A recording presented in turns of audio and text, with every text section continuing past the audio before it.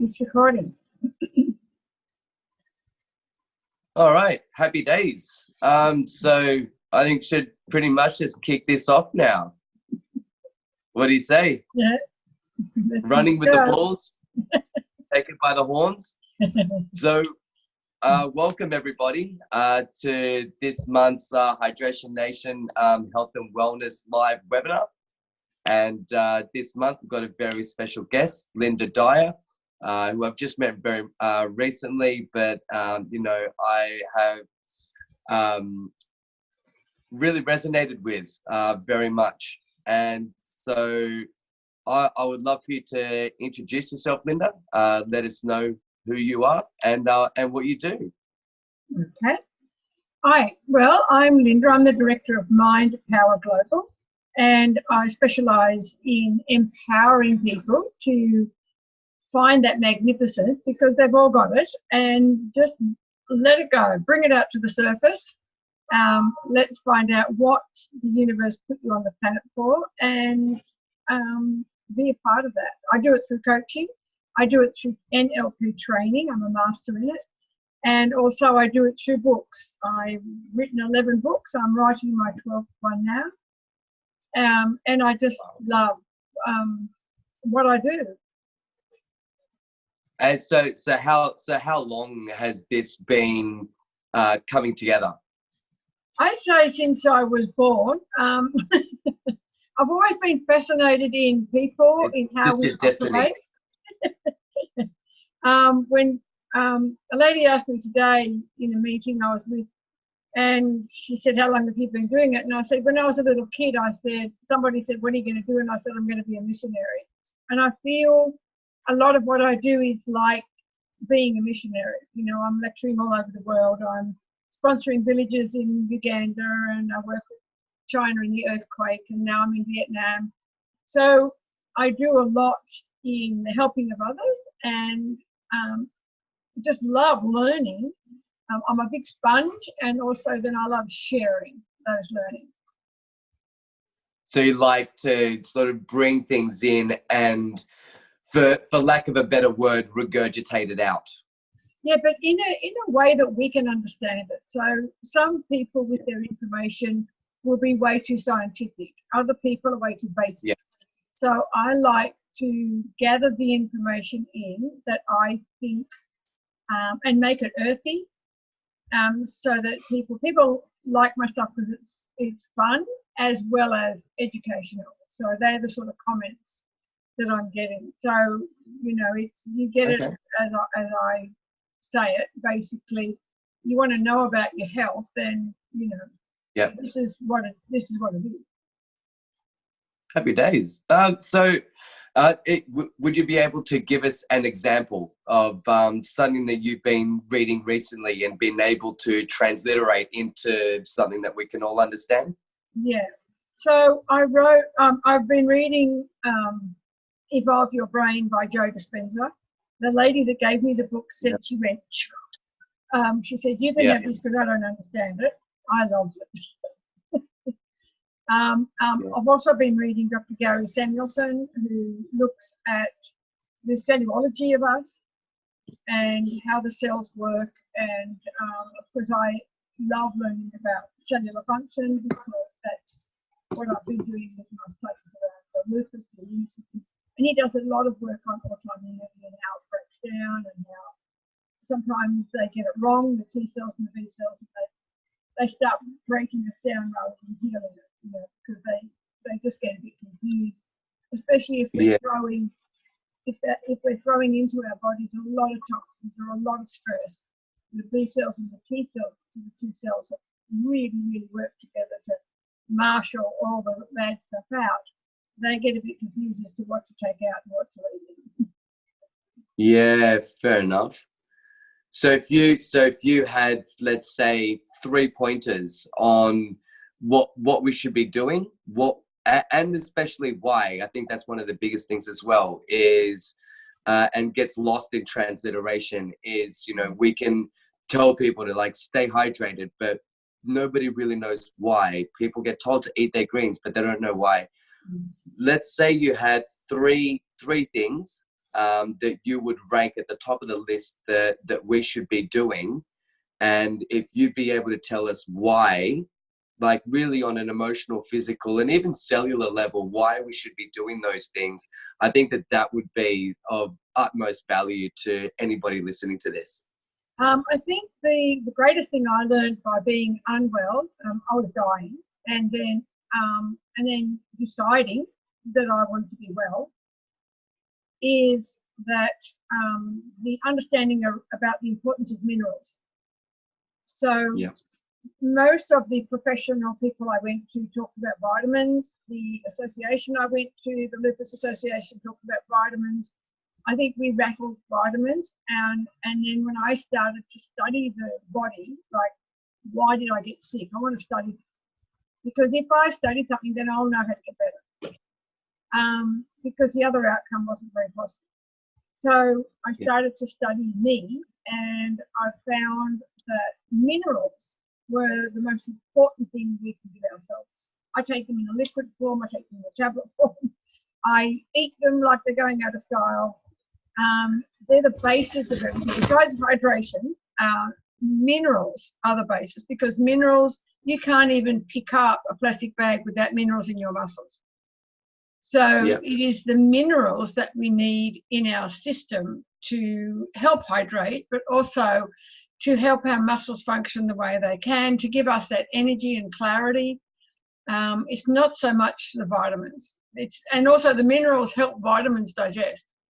So that's why we need so many vegetables, because it's all the mineral content. And, you know, the more we can get out of the soil, the better. It's just that, where do we get that from? Exactly. That was basically going to be my next question. So they're like vitamins and our minerals. What are the best sources of that? In minerals, I take a supplement. The best sources are obviously whatever food you can get from an organic nature, and then supplementation. I absolutely believe that we need to supplement, and that if we don't, then I think we're pretty naive in today's world. I learned when I was in America doing my 2 degrees, that we were already out of calcium in most of the American lands in the 70s. So when I went to the CSIRO and I was doing my research, the CSIRO said, "You're perfectly correct, Lynda. We absolutely need minerals, because we here in the CSIRO have to add 16 minerals to every culture to make it grow." So if people think their soil is better than ours, then good luck to them. Yeah. But we depleted. See, I'm a farmer. We were raised on a farm, on an orchard. And so I started to learn that, you know, years and years ago, we had the 4 blocks of land, and we used 3 of them. And then in that 4th one, we would put all our, you know, offcuts, everything we used in the house. We recycled everything when we were living on the farm. And then we would nurture that block that was spare. And then everything got turned around. And so then you had this block that was spare, and then that block so that was the time to put the goodness in and fertilize it and what have you. Well, then I think we got greedy, and we started planting in every part of the farm. You know, we threw the oranges in, we threw the guy that came and bought our farm, he just mowed down all the oranges. He grew flowers on about 1/4 of the land, and he retired, sold them for cash on the side of the road, and retired at 45. Yeah, that's a lot of flowers. To show you how dumb we were. We had no idea what we were doing. My father was a carpenter. Yeah. Oh, lucky him. And so the second thing out of that top 3, what's another thing that we can really do to really see dramatic changes in our health? I think besides the nutrition of the minerals and the water, I think the water is absolutely paramount. And that's because 90% of us is water. And it's not just about taking in water or cups of teas or, you know, they're all food. Anything that's got a milk or an additive in it is actually food. So it has to be digested by the body. Yeah. I think the most important thing being water is, number one, for me, I mean, I drink at least 3 litres a day. If I don't, I can feel the energy shift. Yeah.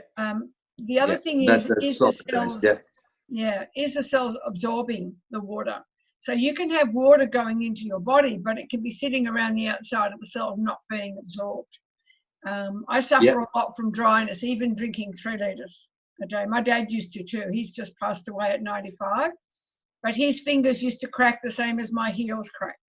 So there's something within our system that doesn't absorb the water like it might in somebody else's system. So we need to keep that water up. Or for me, it's herbal teas. I drink a lot of Chinese herbs. They're not teas per se, but they're Chinese herbs, etc. And I just keep topping that up all day. So for me, that's a really important, and I can feel the difference. If I start to get a minor headache, I just drink more water and it's gone. I know then that I've been too busy and I'm dehydrated. And if we're dehydrated, then the kidneys are already in damage mode. So absolutely. We must never get thirsty. You know, we just should keep drinking. So do you find that it's pretty common that people normally start feeling better drinking like hot or even boiling tea versus like room temperature or colder? Well, if you think about it, your outside temperature of your body, your skin, is 34 degrees. So that's why in summer, when it's greater than 34 degrees, we start to feel a bit weak, because the skin's now trying to compete with the blood temperature, which is 38. And so the body, the brain's telling the blood to dissipate heat, to keep us safe. So our brain's amazing. It will always work in trying to keep us safe. And that's why the hotter temperatures make us feel so lethargic. We're finding it challenging to, you know, while it's dissipating heat, it's not going to our muscles, it's not going to the areas where we need it. So that's why, however, so drinking warm water, drinking hot water, for me, is paramount. And I was put onto that by a cellulologist at Sydney Uni when I came back from Africa really sick. And I had big lumps behind my ears and I had big lumps in my groin. And he would say, "Oh, we're going to get a reading today." He'd get so excited. I was a great research tool. However, he still didn't get a reading. Come in, you look really sick. So yeah, he put me onto the warm water, which was challenging at first, but you just, like everything, if it's going to improve your health, it worked for me, and it still worked for me. So I drink warm to hot water and I'll have maybe a green tea bag that'll last me for hours, or a Chinese herb that'll last me for hours, or whatever it is, just to flavour that hot water. Yeah. So I wanted to like sort of run a little bit of a commentary and present something to you that might either make sense of it, but it's a very, you know, contested topic. Is basically about the structure of water molecules. A lot of people debate that you can't change the size of water molecules. So I just wanted to see what your sort of consensus was. So like, say for example, you've got, you know, like room or cold temperature water versus like boiling or beyond boiling water that turns into water vapors and dissipates. And using a tea bag, for example, that needs the water to really draw the tea out. So like even just home testing, you can sort of see that when you put a tea bag into cold water, it just sits there. It doesn't really do very much. Versus if you put the tea bag into boiling water, that the boiling water just goes straight through the tea bag and draws the tea out. Do you think that one could argue that that's a pretty appropriate sort of way to describe how our cells work? Oh, look, absolutely.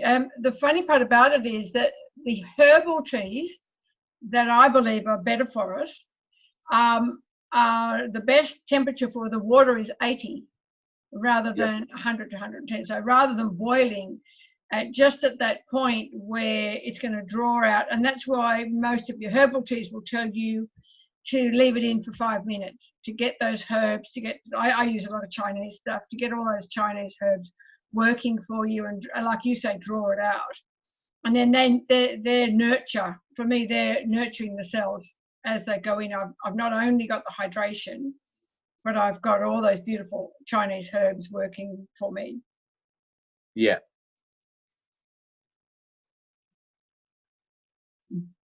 We've lost you. Yeah, sorry. I just got a phone call coming through. It's all good. We're back. Yeah. So yeah, other than that, I mean, look, in America, when I was in the States, a lot of people over there drink iced water, and I mean really big containers of it. And I learned a long time ago that iced water can actually lower your metabolic rate to the point where you can actually put on weight, because your metabolic rate is so slow and so labored from having so much ice that you haven't got that working for you in digesting your foods, etc. Right. Now, how true that is, I'm not sure, but that's the sort of stuff that was coming out way back in the 70s about ice water versus warm water, etc. That's interesting that you point that out. Like, so we've pretty much known that in hindsight for the last like 30, 40 years. Mm. That's well, fantastic. We've known in hindsight that we haven't had calcium in our soil. And that the Americans, when I was in America studying in the 70s, they were selling calcium tablets way back then because they realized it was no longer in the soil. So to think today that you shouldn't be supplementing is really, I think, a naivety, and maybe something we need to embrace, and people can then see the difference within their system. The other thing that's really important, though, Ben, is that, like, I can be taking all the wonderful things under the sun, but if my gut's not right, I don't absorb. And exactly. I think I think about 80% of the population are actually like that. And I think they say, 100%. Oh, I've done everything, you know. And I'll say, well, hang on a sec. Even ADHD, a lot of the stuff that I've been working with, people with anxiety, people with problems where they've got an imbalance, we find that they'll tend to have an imbalance in the digestive tract, and especially the gut. So absolutely. Working with Dr. Ayman Kapoor, working with Dr. Mario Martinez, these people work with microbiome. They work with your saliva. You can get a saliva test done, and it will tell you what sort of foods your family are good with and your family aren't good with.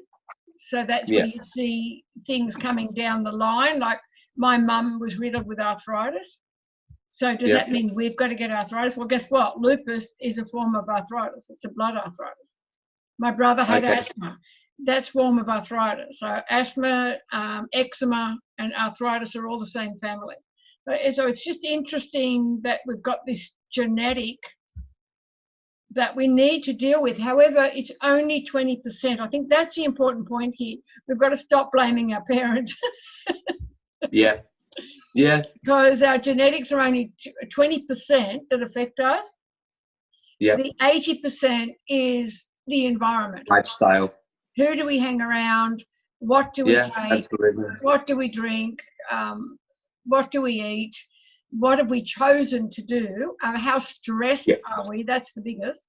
How stressed are we, or non-stressed? No, because and I definitely agree with that. From all the studying that I've been doing, the gut is like basically the central nervous system for like our immune system, like general gut health, weight management, being able to balance, or at least to better manage, like anxiety, stress, depression. But there is, you're 100% with that. There are those lifestyle factors that are a personal choice of, there's the types of situations that we put ourselves in. that can really aggressively kick off what's it called?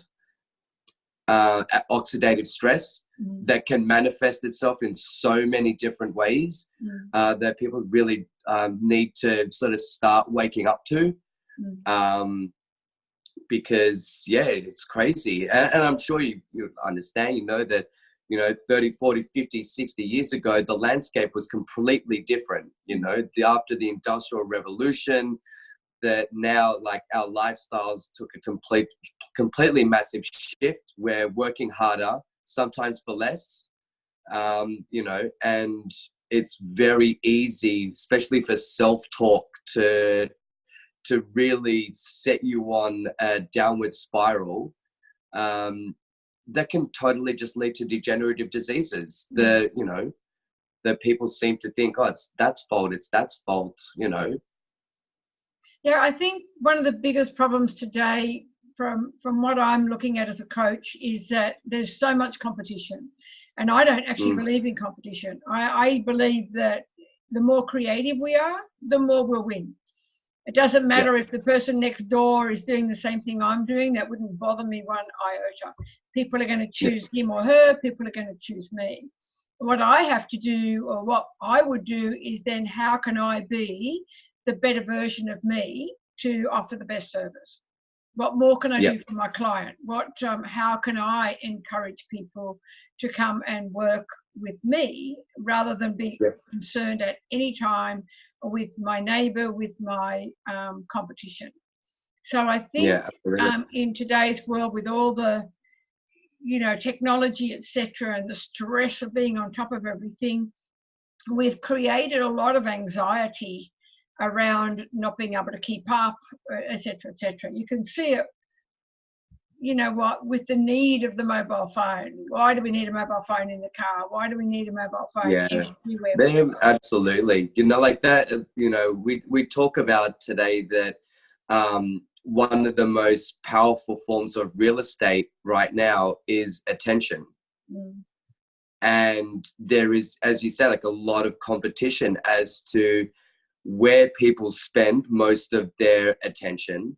And there are a lot of people, that are like quite competitive, especially, like over social media. They're very competitive over trying to pick up as much of that real estate as possible. They weigh very heavily on the opinion of others. They desperately put up posts on, like Instagram and, Twitter, and sit there and watch, if the likes or shares like keep popping up, and that's their validation. And I find that pretty scary. But I think that the important point with that is that nobody affects us without our consent. And I love that statement, and I'd probably say it nearly every day when I'm coaching, that nobody, it doesn't matter what anybody thinks of me. The only thing that matters is what I think of me. It doesn't matter what anybody thinks of you. The only thing that matters is what you think of you. So to allow other people to affect me is a choice. Absolutely. They don't affect me. I'll put my hand up. I'll definitely put my hand up and say that before I started this journey, that I was 100% crippled by what other people thought of me, and that if somebody didn't agree with me for whatever reason, they didn't agree with me, that it just crippled me. But it's taken me quite some time to develop that resilience, and of course the level of just love that I have for myself, that I'm on the right path, that I'm here to help people, and I'm way much better for it. And I think that's the key, is that love for yourself and that love for what you do. I was just talking about that this morning at a business breakfast, and we talked about goals, GOAL, and the L was loving. Don't do anything that you don't love to do. Ask yourself, is it something I would love to do? Because then the universe gets all of you in it. You're now emotionally connected to the goal. You're driven you know, and the universe is going to obviously help you a lot more when you're emotionally connected. Otherwise, I know how I got lupus, and that was working from the 4% of consciousness, where you just go and do, and yet no time do you connect with the 96% of subconscious and say, well, how do I really feel about that? But you see, people working off that 4% where they really need to go and do, sometimes they don't feel good about themselves. They need other people's opinion to make them feel good. And they'll just keep driving themselves so that it's like that, I'll go and do that, and then people will think I'm okay. Rather than, how does that feel for me?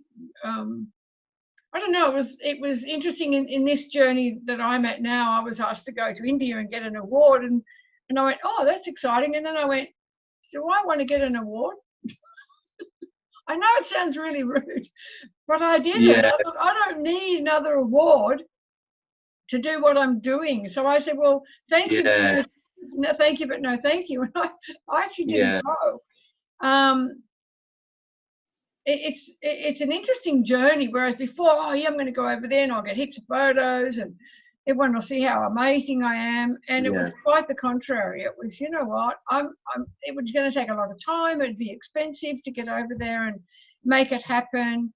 They're not paying you away or anything. They're just saying, come over and get this award. We believe that you're, you know, this person. So it's actually interesting that you make that point, because it was going to be one of my questions that would have come up eventually. But it's great that we got to this point, because the biggest question that I really wanted to ask you was, what would be the emotional consequence if you stop doing what you're doing?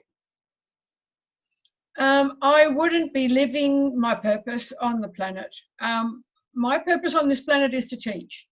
And I can do it in a variety of ways, whether it's through coaching, whether it's through just being.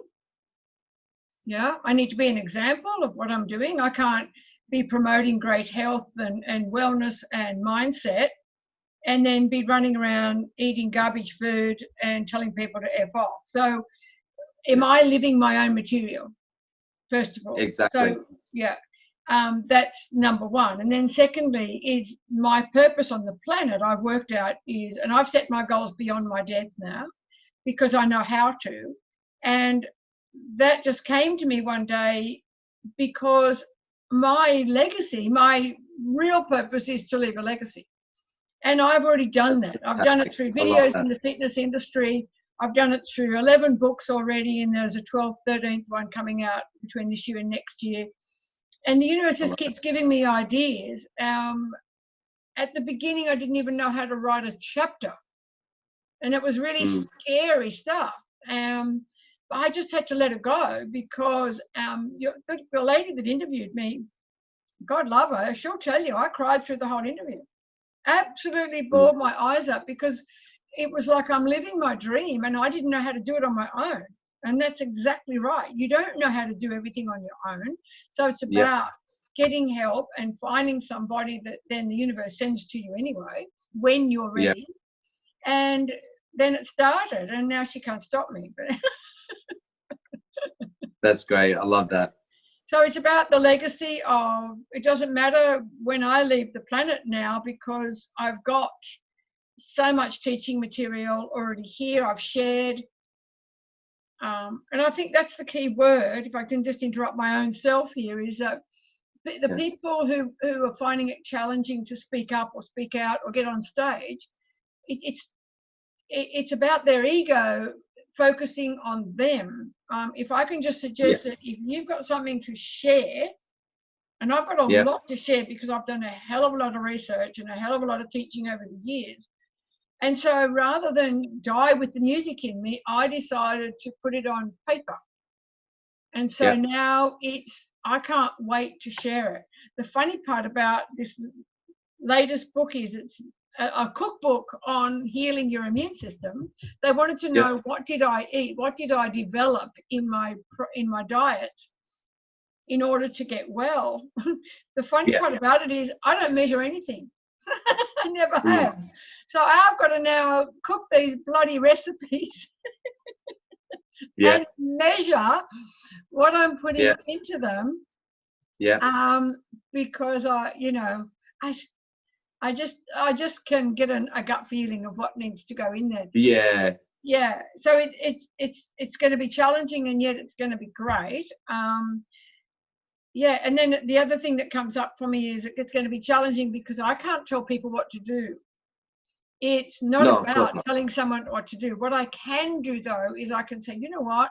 1 in 2 people in this world have an autoimmune disease. How sad is that? Yeah. So if I can share with you it's a fact. Like a member of my family has autoimmune. My sister had it.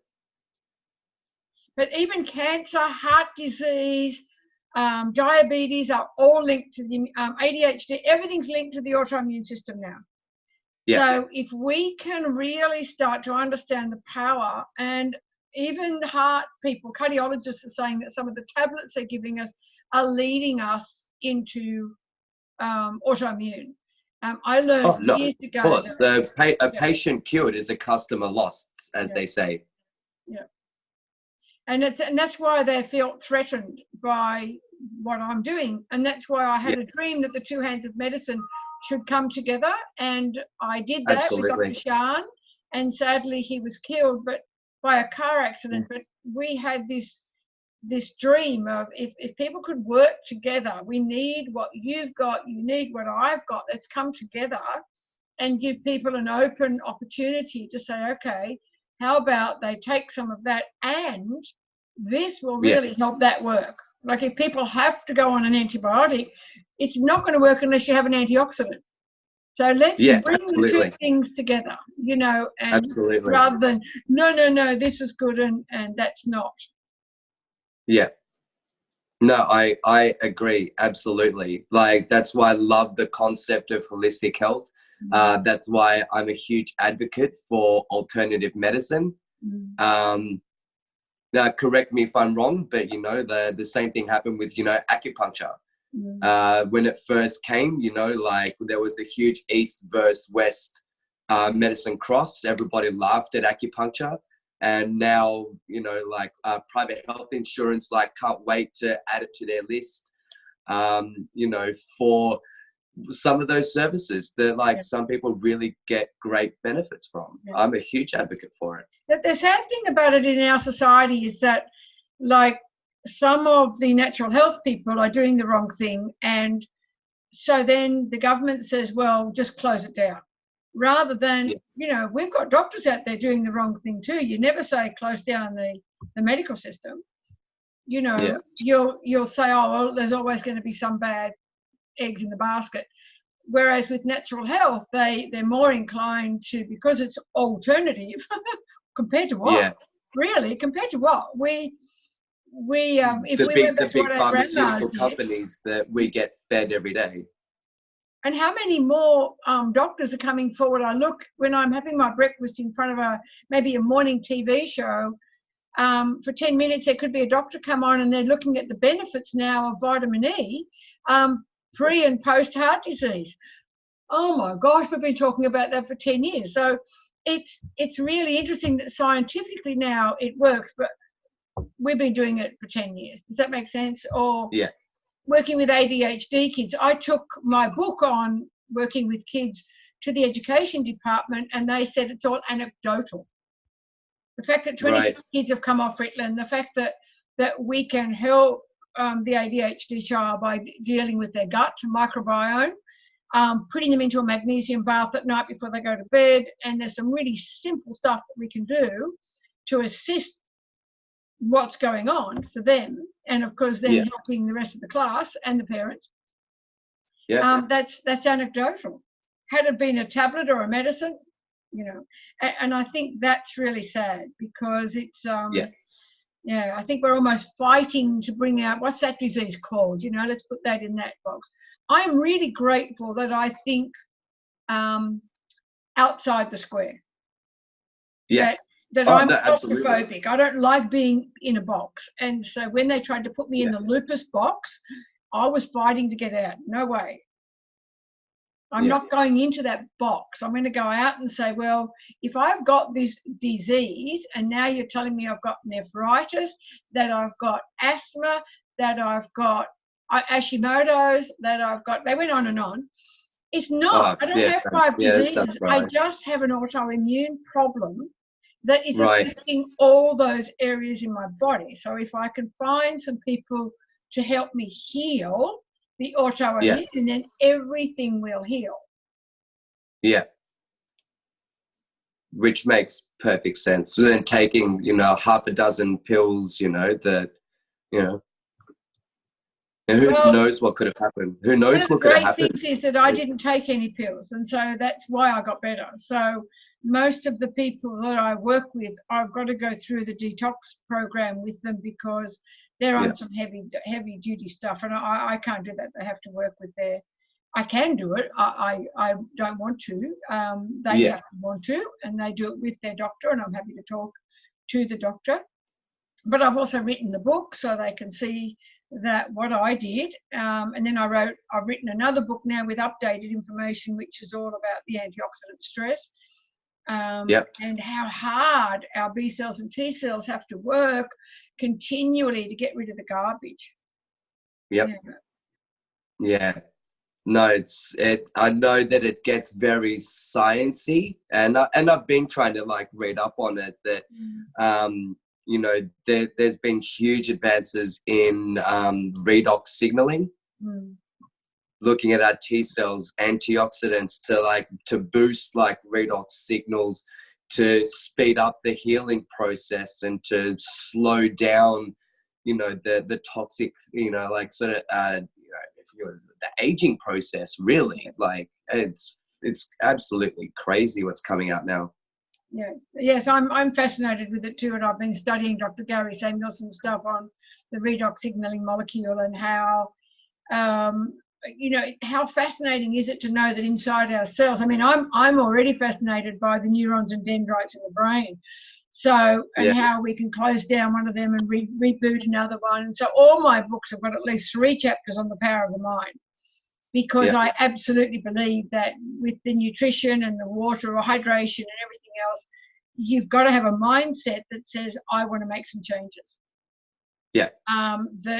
And I absolutely believe that for me it was, I'm going to get well, and I plastered pictures of me playing representative tennis all around my house, and I would say, what have I done today to get back to that?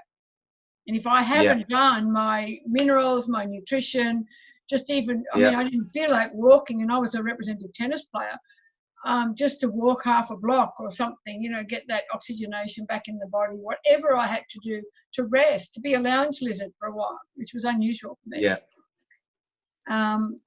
That makes perfect sense. My ex-husband would drive past me and say, I've got a photo of someone that looks just like you in my wallet. Oh yeah. I'm not sure. Where did she go? I don't know. Oh, she's coaching soccer. What have you done with that? Teaching aqua fitness. Oh, she's going to work. I was talking about that today. This whole idea of being busy versus doing what you love. They're very, very different things. And when you start really trusting what's going on in here, do I want to be teaching NLP forever? No. Do I love it? Yes. I'm putting it in my book so I can use it in many different ways. And I'm getting to that point that almost I would love to be somewhere really quiet where I can just go and write these books that are coming out. They're coming, the ideas are coming to me. It's that time to sit and write and get that information out and leave that to the universe. Fantastic. Well, I think that we are coming up to a very quick close today. Did you have any final thoughts for our friends out there? I guess because I still think it's very, very common for most people to sort of be running around in the world out there, that think they're healthy, I guess if I could put it into words, you know, like they're working, you know, like they're 9 to 5, being in a job, you know, like they put on their, you know, like smiles, you know, but there's still something sort of like missing there. What would your sort of final sort of like words of wisdom be for people out there who do have that kind of itch to scratch, that feel that there's something missing? Yeah. If you don't love what you do, if you're going to work like a robot to earn the money, and we all know that we can't survive without it. However, I've just got to let you know that the money comes. If you're doing what you love, then the universe is going to reward you for that. And it's going to say, you know, I put you on the planet to do that, and you're now doing what you love. You're in a totally different place. You're a totally different person for your partner, for your children, or for whoever is in your family. You're producing a much better product, whatever that product is, because you're coming from an emotional place of love.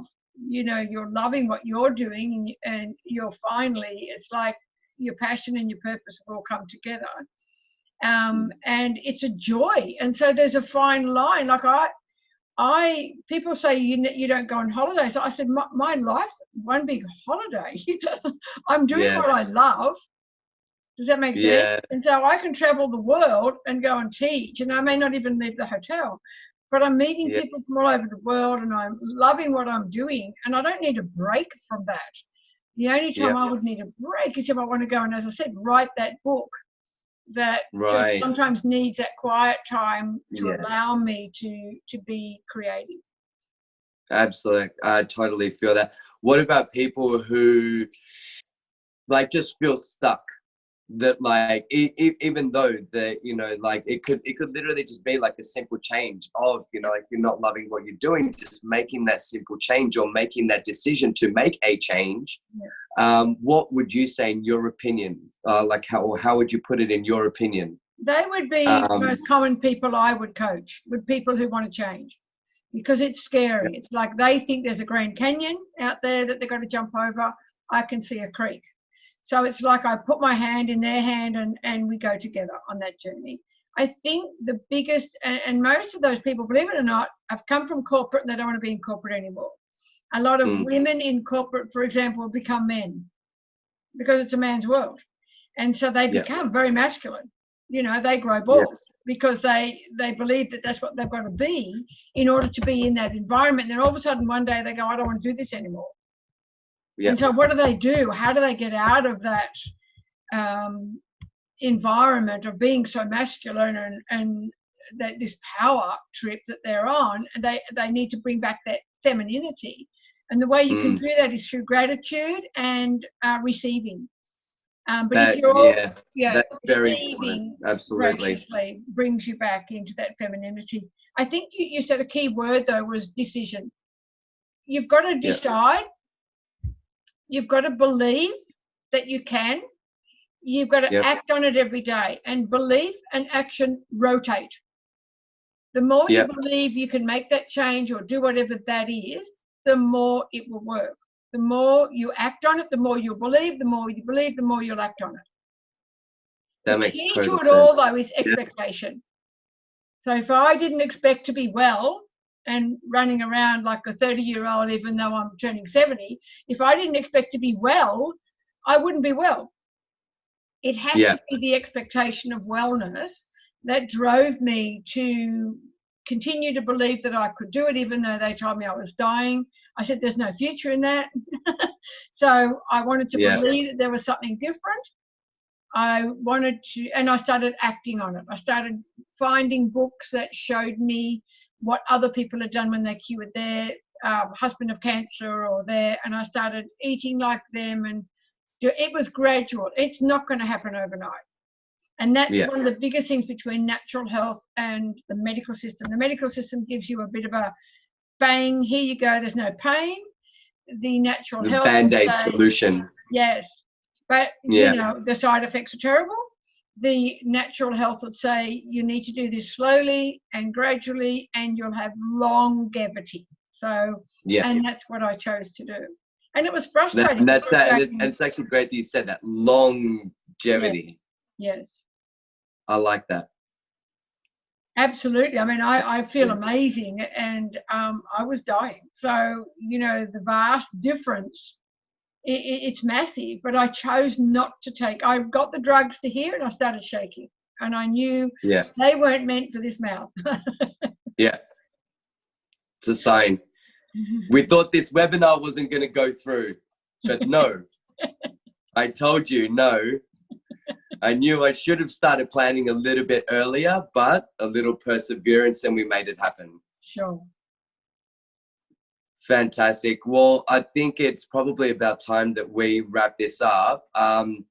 If anybody actually has any questions and wants to connect with you, Lynda, what's the best way to get that done? Sure. They can email me on Lynda with a Y, Lynda at mindpowerglobal.com.au. The website's also mindpowerglobal.com.au. They'll see all my books up there, my NLP courses. I'm teaching all weekend, 4 days straight. There's a whole lot of stuff going on, and please connect, because I think you're amazing, and I just want you to see for yourself your own amazement. I love it. Fantastic. So we're good to jump off. Did you want to stop the recording? And we'll